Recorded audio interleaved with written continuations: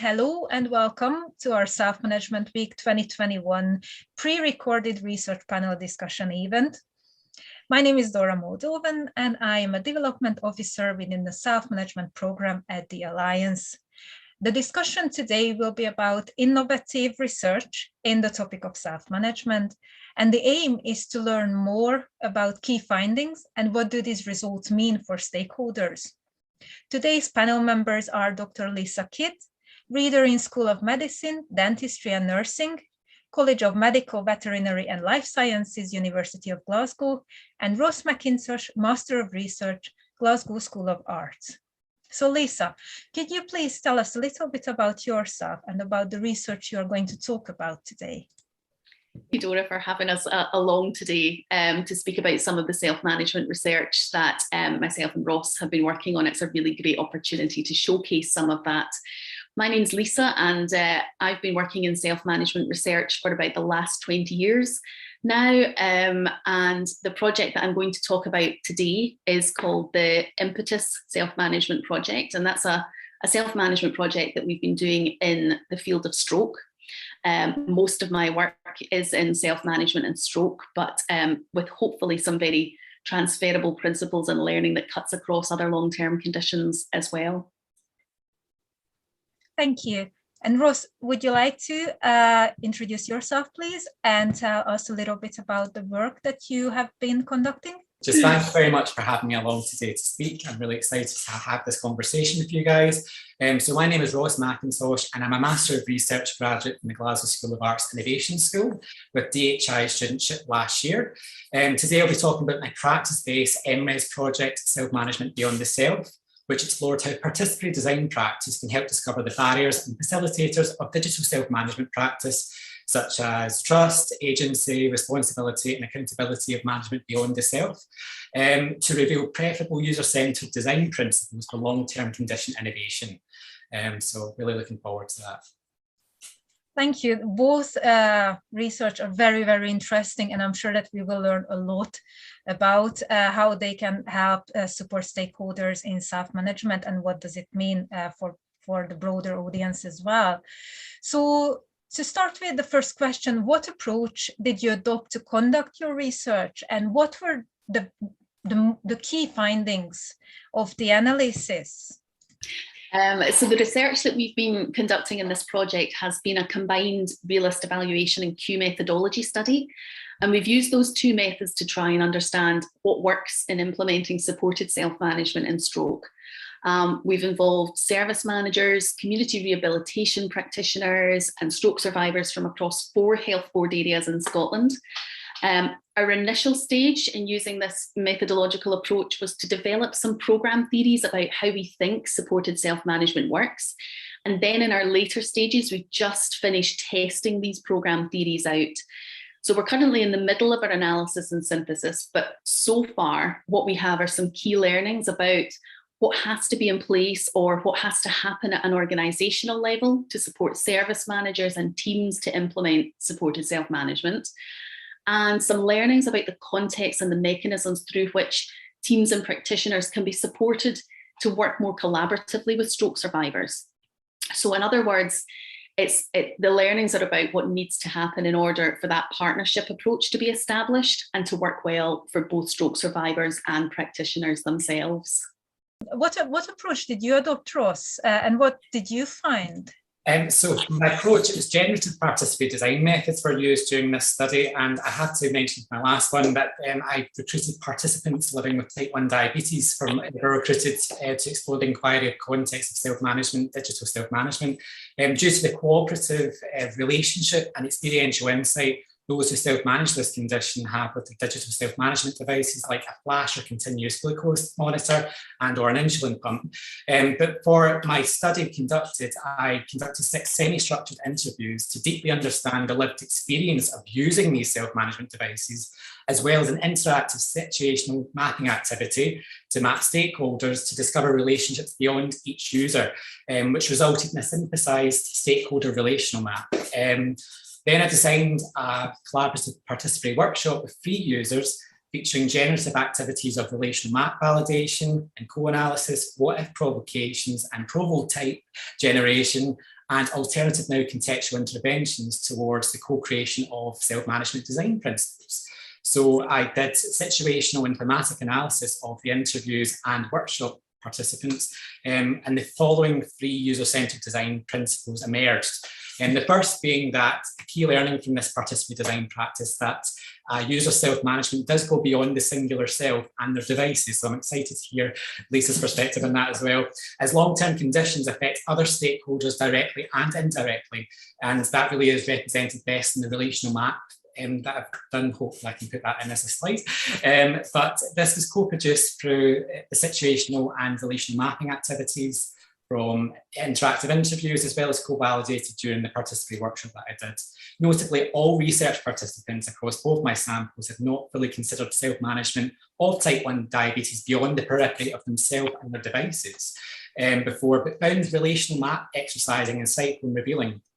The most important of this being that this participatory design practice came positive notions of our condition rather than individualistic perceptions, which revealed innovative ways of conceptualizing self-management going forward.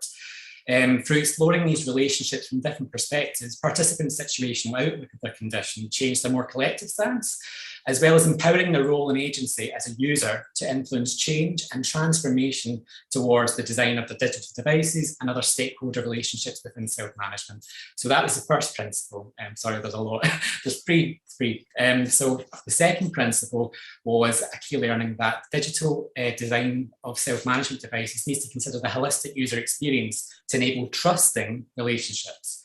This was prominent throughout many of my engagements, with participants questioning if manufacturers even considered the lived experience of using the devices, as they often cited functional problems were common in everyday contexts, such as flash or continuous glucose monitors failing or falling off consistently, and trouble using insulin pumps and tracks, very common as well, which led to some asking, have you even had one of these on to the suppliers? So absolutely, but most importantly is some experiences cited in my study could have even been fatal due to user-centered design consideration and applications. That was a big surprise for me, by the way. And these experiences considerably affect trust and relationships towards digital self-management devices, leading participants to prefer their older and more traditional devices, like blood glucose monitors and insulin injections over newer technology, which shouldn't really be the case. As such, digital self-management devices should be designed around holistic user experience to build functional and trustworthy relationships towards connected systems. And we're getting to the last one. So the last final principle that was a key learning was education and experiential insight around was very key towards most self-management barriers. Participants cited there was a lot of people with type 1 diabetes that don't understand how to self-manage. And this was a lack of understanding from experience was the root cause of most complications. This was highlighted through the prototyping, so provocative prototyping, I should mention, where participants realised that through early intervention and better education and relational empathy, situations could be transformed towards positive outcomes and avoid consistent pain points in user journeys. This was more interesting that socialising and building communities of mutual support and understanding can be a way of ensuring effective and sustainable knowledge exchange within long-term condition self-management practice going forward.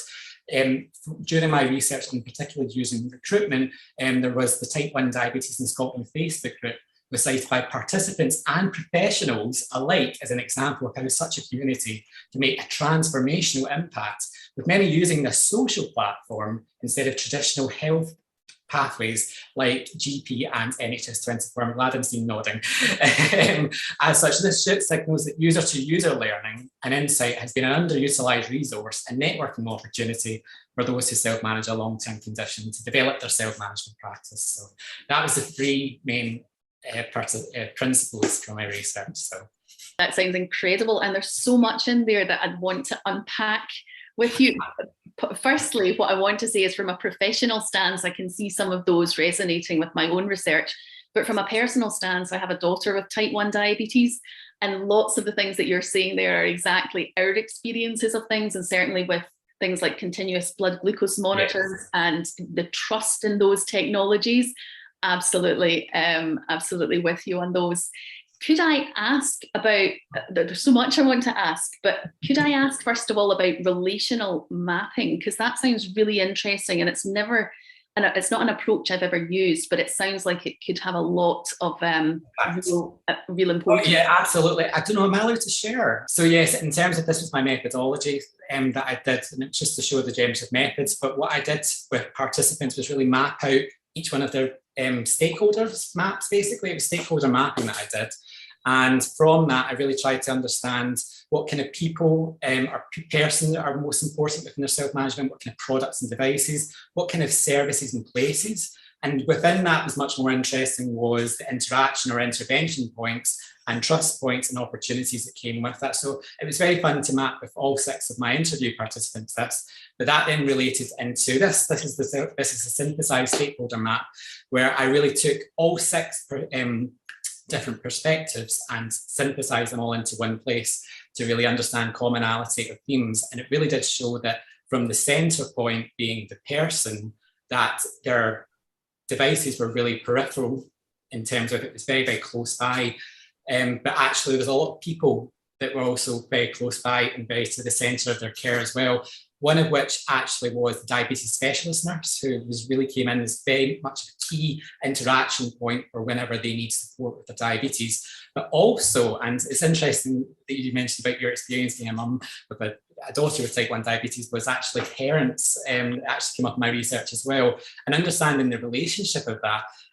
For my workshop, I actually had the pleasure of having a mother accompany one of the participants who fit the criteria very, very well. But it was so interesting to hear about her relationship with her daughter going forward, because she really did feel, and this was her words, was she felt like her daughter's jailer growing up, in terms of understanding exactly that, her daughter had to have very specific amounts of things so that means that she had to really, really be very, very close to her daughter, but the relationship had to be close. And she really did mention about that her daughter really could have died at any moment, kind of thing, if that was. So it really was added pressure. I don't think within sort of diabetes or self-management topics, it really talk about the impact beyond the end user. So these were very interesting insights, and something I hadn't really explored before, or actually hadn't really seen much within self-management practice or research, was actually what goes beyond the self-user. So this was a really interesting provocation to really show that it really does go beyond the user. And from participants, they had never really seen this before, so this was something quite creative and fun for them. And it was co-validated using the workshop to really understand that this actually does happen within type 1 diabetes self-management. So,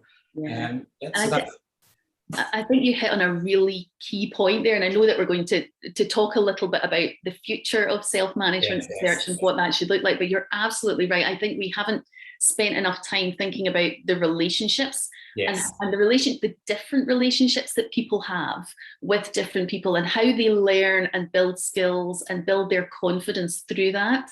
Everything that we've kind of focused on is trying to get people to feel more independent and confident in a sense of their own personal agency. But what we miss a lot of the time is that relational agency. And I think personally, for me, in the work that we've been doing in stroke, I can definitely see how that's how we should be emphasizing things going forward. That yes, this is about building people's sense of resilience and confidence and independence, but that is done in a supported relational way, as opposed to, okay, there's all the self-management resources. Absolutely. I completely agree. And actually, that was something where it came to kind of collective stance of our condition rather than just my condition. Actually, that was something that I really loved. And I also remembered when the participants shared that for her husband, or it was a participant's mother who came along, her husband now takes on that responsibility her mother used to, actually. So it was something that was passed on. I even remember some lovely kind of hacks that they kind of did in terms of just instead of the insulin pump, it was actually that her husband wore a yo-yo. And it was really to understand those kind of, it's almost like he was also going through it with her. And it was something that she didn't have to worry about as much. That was the other key thing, because when it is very much place all the onus on one person, that's an awful lot to deal with. And these people are dealing with this condition every single day. So actually anything that can at all alleviate that is so much more welcome from their perspective. I mean, we do also have to consider we are working with humans here, and everyone has those kind of feelings. And as humans, we are very relational beings. So to actually share that with other people is a very impressive and very admirable thing to do, actually. So it was a delightful thing to explore, and something I didn't expect in the research, but actually it was a lovely thing to find and to really explore going forward. So I love that approach. It's definitely something that I think I'll be keen to look into, so I might be noising you up about that in the future. Oh, more than welcome to. You're more than welcome to. So you already touched on what your research means for stakeholders, yes. as in now and going forward. But also I was wondering, so other stakeholders, for example, those who are more involved in policy and practice, what does your research mean in terms of that? In terms of policy and practice, I think it was mainly just to really highlight that this research did discover relational implications of digital self-management and really drive user-centered design innovation. I think that's something that's quite missing in policy, and really that kind of public understanding or public engagement that I think is really missing within sort of healthcare within this area. I think in terms of the it's evident in the principles delivered as they do respond to participants suggesting that relations, trust and education beyond the end user have not been fully considered within the design of current self-management devices and products and systems, more like. But the most important thing I would say is the outputs show that no matter how capable or smart a digital device or system can be, if the user cannot be fully supported to harness its potential or use the device appropriately, then it will not really benefit their self-management. It can even lead to further mismanagement. And I think that was a key thing for the digital devices when it was things like it were falling off, or I still remember many of them saying that, okay, I don't really trust the Freestyle Libra, for example, or so small little things. I'm loving the smiling. I'm seeing this. It's exactly what you're talking about. but for me, it was actually mainly that this whole project, or it's something with the next question, but this whole project really does focus on the Scottish Government's 2020 vision of an integrated health system with a focus on prevention, anticipation and supportive self-management. But this research has shown that current healthcare practice for long-term conditions is not really ready for anticipative or preventative paradigms until digital self-management can be fully supported and considered that users are holistically supported to develop and progress relationships, education and trust within themselves, their self-management system, and then their broader self-management network. So in terms of policy in that aspect, it's something that I really often considered that it was the other way around from the Scottish Government, that we need to support self-management in order to then anticipate depreciation, condition and health status, and then we can get towards, okay, here's a good preventative aspect, but really are missing out in that supported self-management aspect. So hence this practice-based research has shown that participatory design is a valuable approach in exploring the barriers and facilitators of self-management with end users who are most affected by this inquiry. Again, just what Lisa was mentioning, if I were to continue this on to a PhD level, I would have loved to explore other relationships, just what I've mentioned there with parents in particular. That was a prime example of just exploring just how in-depth these kind of relationships are and how interwoven they are within self-management and how important it is. So I can also reflect on my own mum, and we've been shielding during COVID during this time because she's with COPD, and I also know about me. I might not be the person who people can think about for COPD, but the fact that I've gone for prescriptions, I've had to go for things, that's actually been instrumental in her self-management. So it really does go to show that it's self-management does go beyond the self. So definitely. Absolutely. Lisa, I was wondering what your research means for stakeholders. There are so many layers to your research as well that it means just so much. And I was wondering if you could give us a little bit more insight on that. I mean, I think similarly to what Ross is saying about that policy lens, we hear a lot about person-centered care, a lot about supporting self-management, and encouraging people to feel more responsible over looking after themselves and keeping well in policy. So realistic medicine and our Scottish Stroke Improvement Plan has a mandate that all health boards in Scotland should be supporting self-management. I think perhaps the disconnect comes because there's sometimes that not that understanding about, well, how do you support people to self-manage in a person-centered way? What does that look like? And how does that look different when you work in different areas, when you've got different kinds of teams that you work with and different kinds of skill mix, or you've got different kinds of people that you work with, or the geography in which you're working in is different as well. And what I hope that the findings of our study from Impetus will start to do is to offer that understanding about how this looks different on the ground for different people. So we know that practitioners know that supporting self-management is important. We know that stroke survivors, for example, welcome that support to help them feel back in control over what's happening in their lives. But the key challenge is how we embed that in a consistent way across services, and how we do that in a way that truly values people's experiences and ideas, and that helps to support them to be the leading partner in their self-management. And sometimes I think that is a thing that's missed in policy when we're mandated to do all these different things, but perhaps that understanding on the ground just isn't there.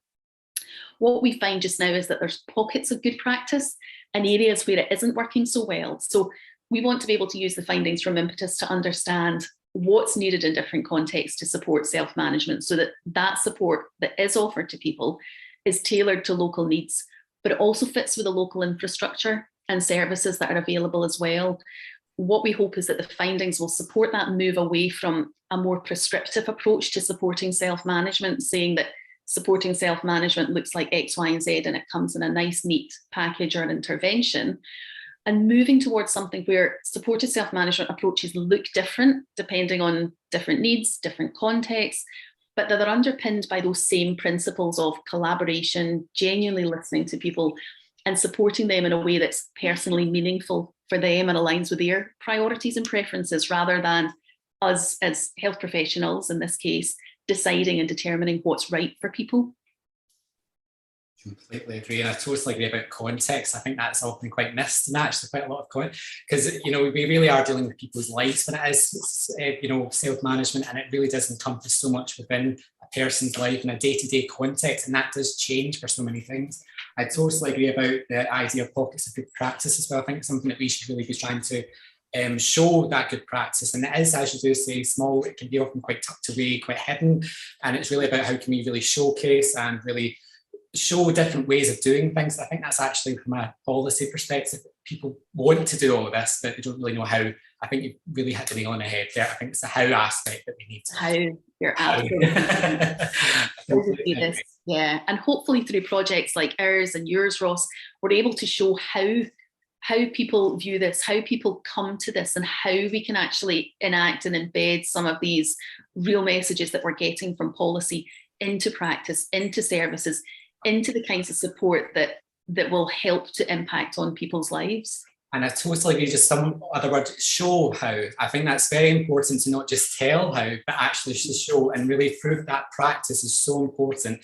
And I think within policy, it very much is, because I've done quite a lot of recommendation myself for government, but actually it's all very much words, and it can be a little bit meaningless until it's actually been explored and created and prototyped. So I think it's so important that it shows how, that we show how. So I think that's something else. So. And something like self-management, speaking to practitioners that I've worked with, you say the term self-management, and well, for them, it's not a new concept. It's not anything new to what they're doing. So I think we have these terms in policy, but actually we need to show how that is different, and we need to understand and help others understand what's different about this way of working to what we've done before. And so that we're really bringing that policy to life, that it's not just these words and jargon that people think, well, I've heard that before, I know what I'm doing, I don't need to engage with that. So we really need to provide the meat on the bones to that policy, I think. Absolutely, bringing policy to life, or so really putting policy into action. I think that's a key thing as well, is just actioning what we say. So absolutely. And would you say that an academic research into these fields and so stroke and diabetes type 1 is, how is it if it is different from how the third sector organizations conduct research and write reports? I could probably start off with this one, but for me, I would probably say it's a sort of an innovative perspective and insight that academic research can really provide, particularly with research degrees being an original contribution to knowledge. And I would also have to say, from my own perspective, coming from an art school with digital health and care sponsorship, the creative focus of my education at GSA was really kind of key and instrumental to why this is different and something new. But I also have to kind of add as well, and this is a little bit of an outlier, but for mine, it was really the generative concept of how I actually created this research or even came to it. So my MRes research was actually inspired by an MDIS Live project, NHS 24, back in 2018. And that was called Connected Community, which sought to explore how NHS 24 could utilise Internet of Things devices to achieve the 2020 vision of prevention, anticipation, supported self-management.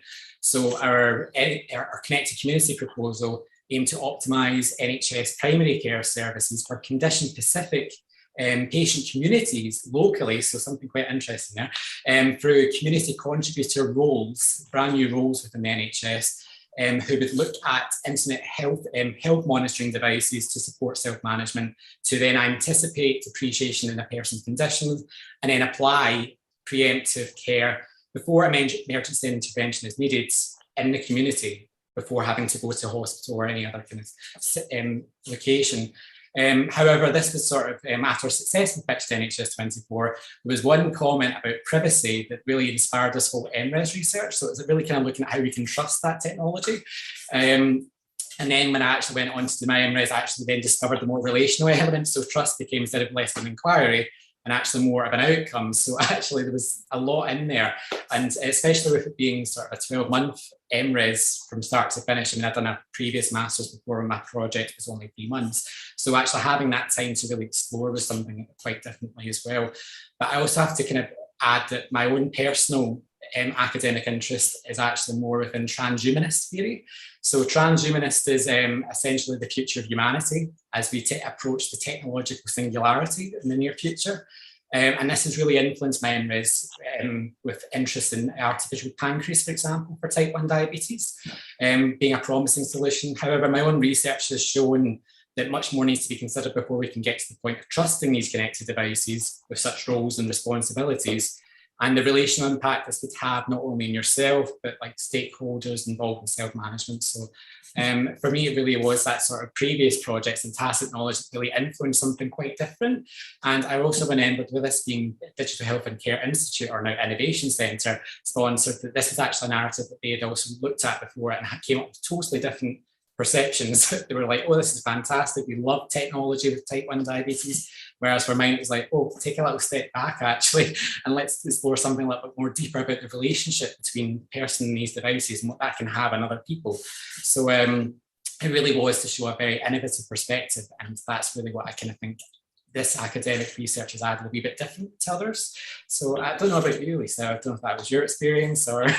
Yeah, I would absolutely agree. I think first and foremost, I think it's not to say that researchers or academic researchers bring anything to replace what's happening in third sector and evaluations. I think the best model is where we all work together and we all bring our own lens. But as Ross says, I think there's something about that fresh perspective, perhaps, and perhaps that being able to step back from what's happening, and as Ross says, that knowledge about theories about things, knowledge about research methods and different ways of doing things. And we're always learning about different ways of doing things. And indeed, I've learned from Ross heaps tonight, and we'll be following up on this for sure in terms of those methods. You know, we're always learning and bringing something new to the table, but just in the same way that our partners are bringing something new to us to that table, and we're working together on that.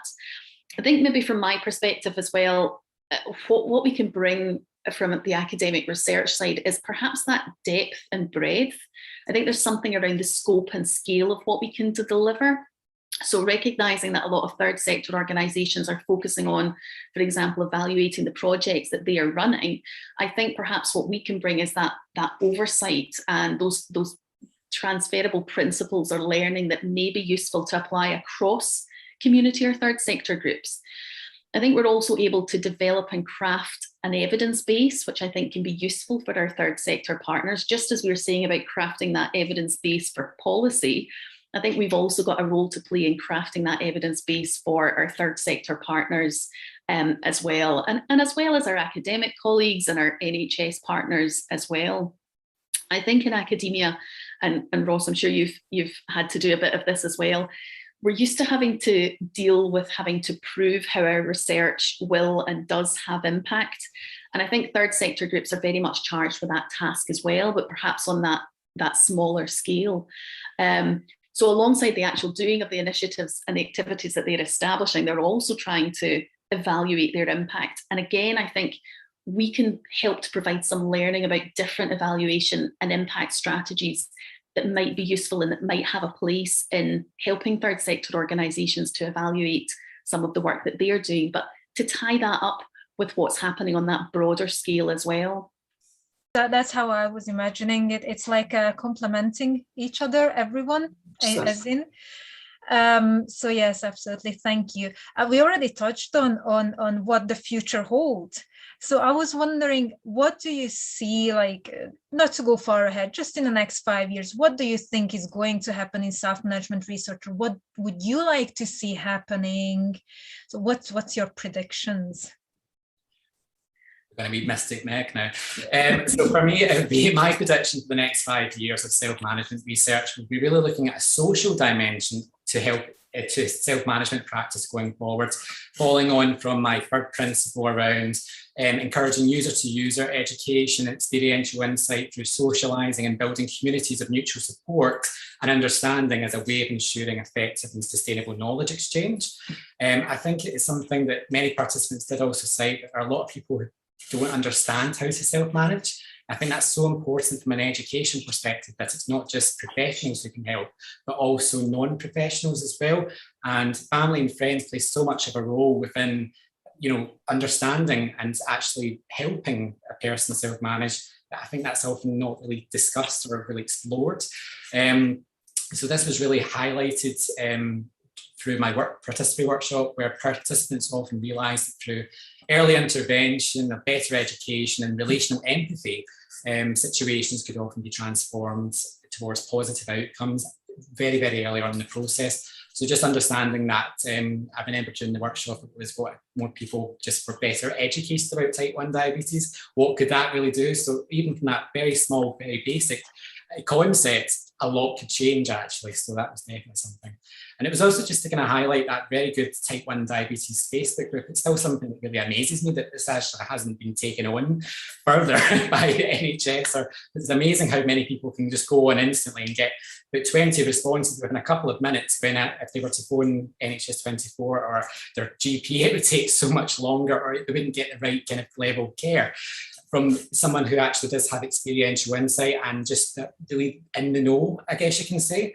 So I'm pleased to see smiles for that. That's something for me that I definitely see that community is a really great example of how a social platform can be really preferable to traditional healthcare pathways. And it really does signal, again, that user-to-user learning and insight has really been an underutilised resource. And networking, I don't know if it's something, maybe another kind of question, or maybe even a PhD, but could health ever be social? And I know we often think about kind of social care, but actually, is there a social element to health? And could that ever be explored in such a way that would be preferable in terms of privacy? That's something else to also concern as well, and trust as well. But how could you really make communities around health? So I think there's plenty there to kind of explore. And I think that the digital age actually, and what's happened so far within the kind of lives we live, can really actually improve that. So I think there's many opportunities going forward, and we need to innovate within healthcare delivery and practice, especially from what I did with my research. My literature review was really looking at how reactive we still are within healthcare, even though that's meant to be a historical context. We're meant to be very proactive now, and in the future, theoretically, we should be able to be preventative. But I really do think we still are very far back in terms of reactive approaches. And I think to really improve and have really sustainable preventative approaches, we really do need to look beyond one-to-one, individual and healthcare professional to a community approach. So yeah, that's my prediction. I think there's some great questions that we need to follow up on from a research perspective there, Ross. And I think, very much so that peer-to-peer learning, and there's something so powerful and perhaps more powerful in learning from people that have walked in your shoes as well. So I think, yes, very much more work to be done around that. And of course, the digital health landscape has, become more important now than ever with everything that we've gone through with the pandemic. And I think that's really going to take off, particularly in areas where there maybe haven't been the kind of digital lens to self-manage. And I'm speaking from, the work in stroke and self-management. That's something that's just starting to take off, whereas in other conditions like diabetes, it's far more established. And I think there's a lot of learning there that other areas can be doing as well. I suppose in terms of my predictions for the future, I think some of these themes pick up on what, Ross, you found in your research and what we found in ours and in other research that we've been doing. I think the next 5 years for self-management research is going to hopefully involve more co-production, more research with people rather than to or on people. I think really working as genuine research partners together to understand and develop support for people in their self-management. I'd like to see more of a shift towards understanding how different interventions and approaches work, for whom they work and why, rather than just understanding, do they work? And we started to do this a little bit in the Impetus project in stroke, but the field is wide open for further research on this.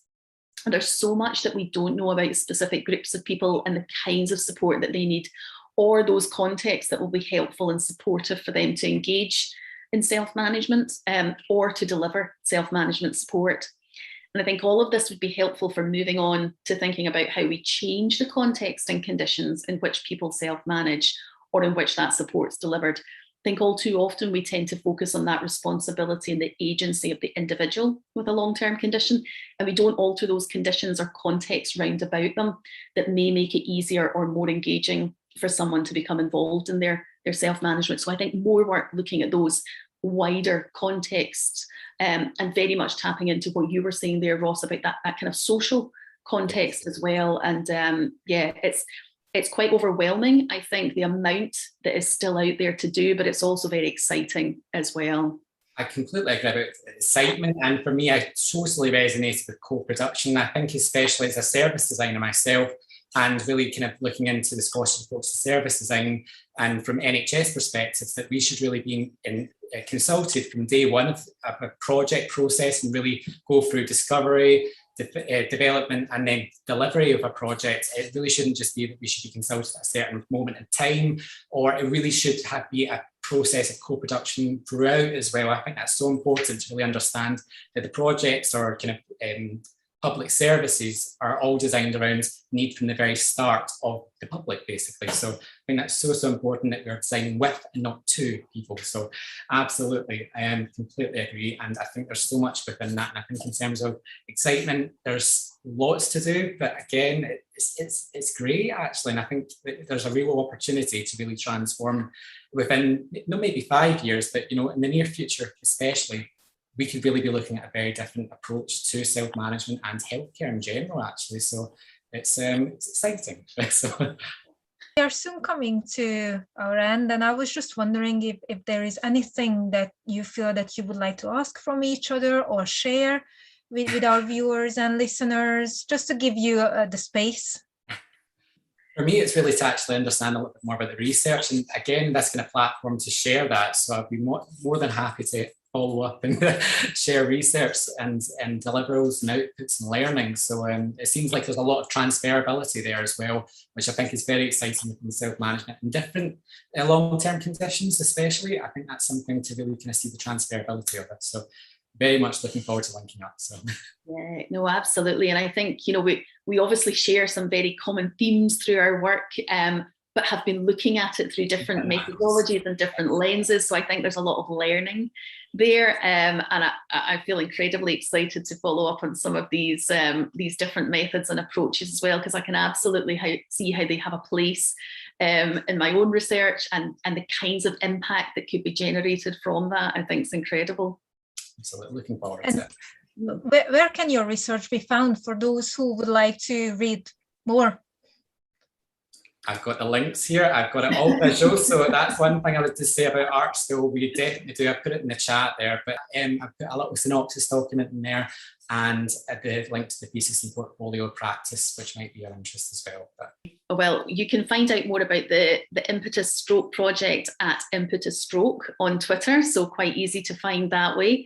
And we have a project website as well, which can be found through the Glasgow University web pages. If you navigate to the Nursing and Healthcare School and go onto our research pages there, you'll find our project. And we've got lots of lovely videos from our patient and public partnership group and lots of visual outputs about the project and what we're going to be doing next. Sadly, I don't come with an art school background, so they're not incredibly creative, but we've done a really good job, and I should pay a special mention to our researcher who's been on the project, Dr. Julie Duncan-Miller, who has done a fantastic job with our website and all of our kind of marketing and promotional materials, and who keeps our Twitter pages up to date in a fantastic and really engaging way. So happy to provide the links to you for that as well, Dora. We are now approaching the end of our discussion. I think we have learned a lot today about how research supports individuals and organizations in enhancing self-management practices. Thank you very much for our panel members, Dr. Lisa Kidd and Ross McIntosh, for sharing their work. And thank you for our audience for watching and listening to our discussion. Goodbye. To learn more about the research of Ross McIntosh, visit radar.gsa.ac.uk/7309 or visit bit.ly/MRESPROJECT. To learn more about Lisa Kidd and the Impetus project, visit Twitter @ImpetusStroke.